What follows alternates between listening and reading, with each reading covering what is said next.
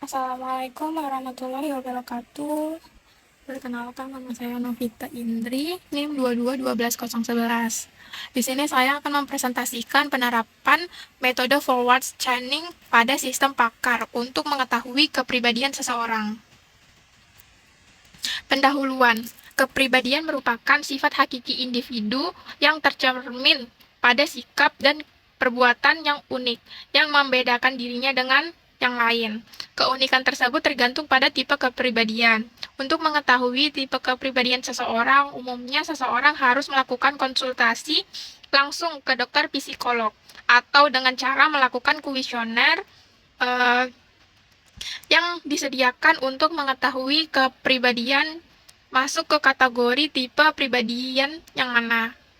Dengan manfaat teknologi yang makin berkembang pesat, saat ini diperlukan atau dibutuhkan sebuah sistem yang dapat membantu masyarakat untuk mengetahui kepribadiannya. Sistem tersebut adalah sistem pakar. Sistem pakar ini dibangun dengan menggunakan metode forward scanning.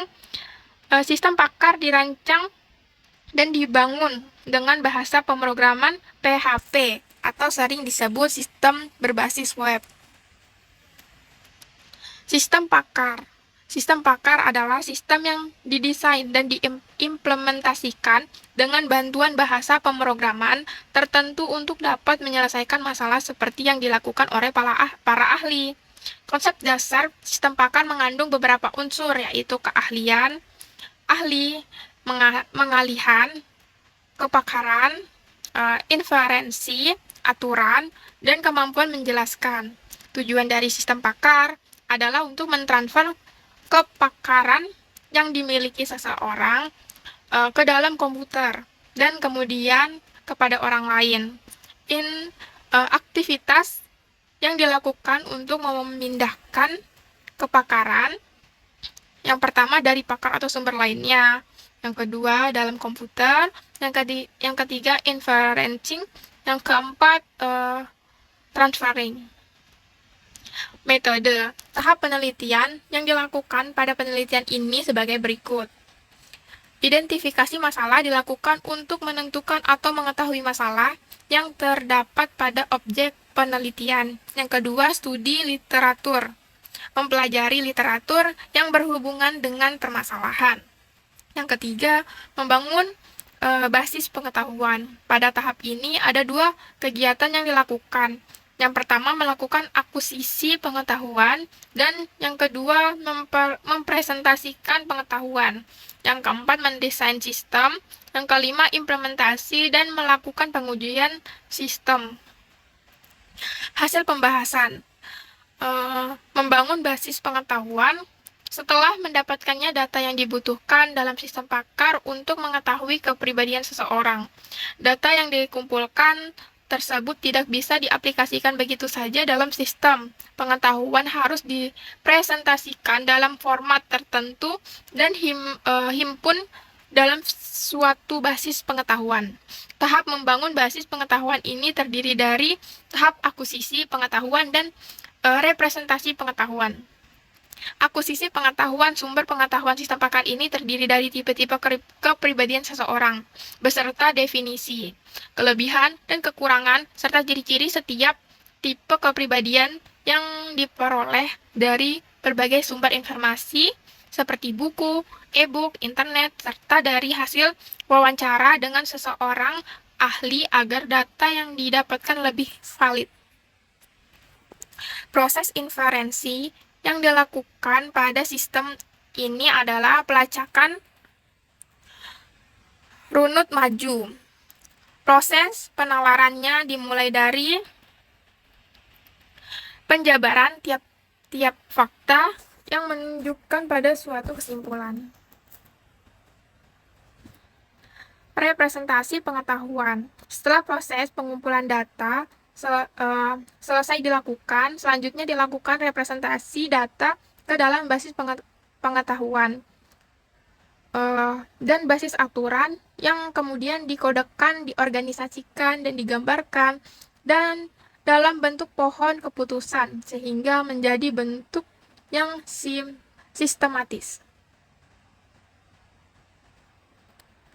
Kaidah ini dapat dikatakan sebagai hubungan implikasi dua bagian, yaitu bagian premis jika dan bagian konklusi maka.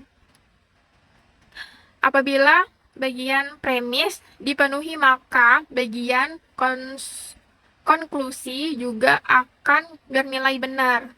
Sebuah kaidah terdiri dari klausa-klausa.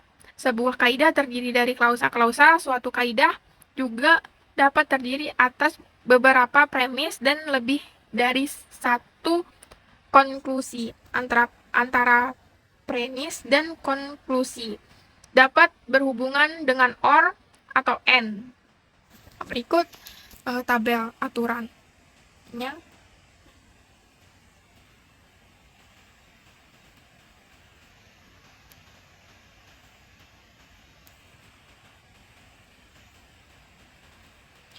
Mesin inferensi merupakan prosedur untuk mencocokkan fakta dan aturan tentang data diri, dan ciri-ciri untuk mendapatkan hasil tipe kepribadian. Algoritma sistem pakar untuk mengetahui kepribadian seseorang menggunakan mesin inferensi, metode forward chaining, yang dilakukan yang bisa dilihat pada gambar nomor 2. Ini.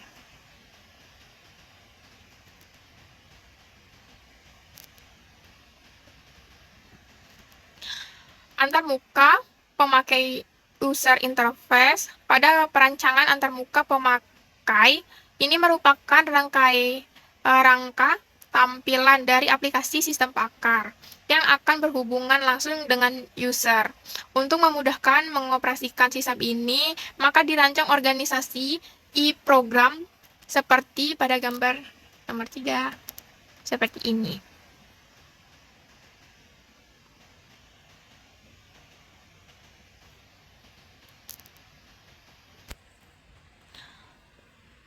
Antarmuka pemakai. Pada perancangan antarmuka pemakai, ini merupakan rangka tampilan dari aplikasi sistem pakar yang akan berhubungan langsung dengan user. Untuk memudahkan mengoperasikan sistem ini, maka dirancang organisasi e-program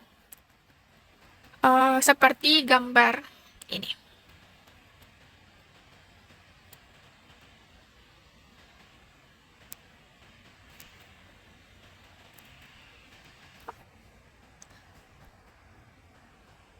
Berikut adalah analisa hasil pengujian. Pengujian sistem pakar ini dilakukan dengan cara menjawab pertanyaannya atau tidak yang ditampilkan oleh sistem, yaitu pada menu konsultasi. Setelah menginput nama, alamat, dan umur, pada sistem akan menyajikan pertanyaan-pertanyaan sesuai dengan goal yang ada. Berikut ini adalah hasil pengujian sistem.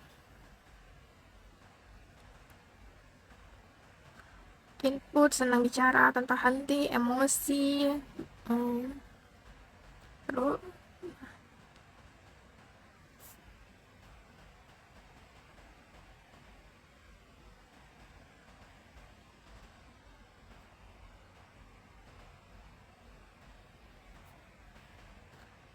tabel keempat.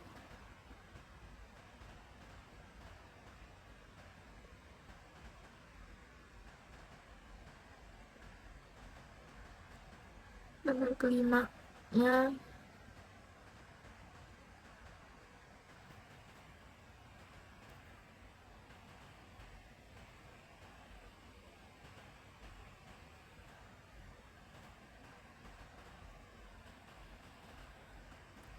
Berikut merupakan halaman hasil konsultasi yang muncul apabila pertanyaan telah selesai dijawab oleh pengguna sistem pakar. Sistem akan menampilkan hasil yang sesuai dengan input data yang dilakukan oleh user. Halaman hasil konsultasi dapat dilihat pada gambar di bawah ini.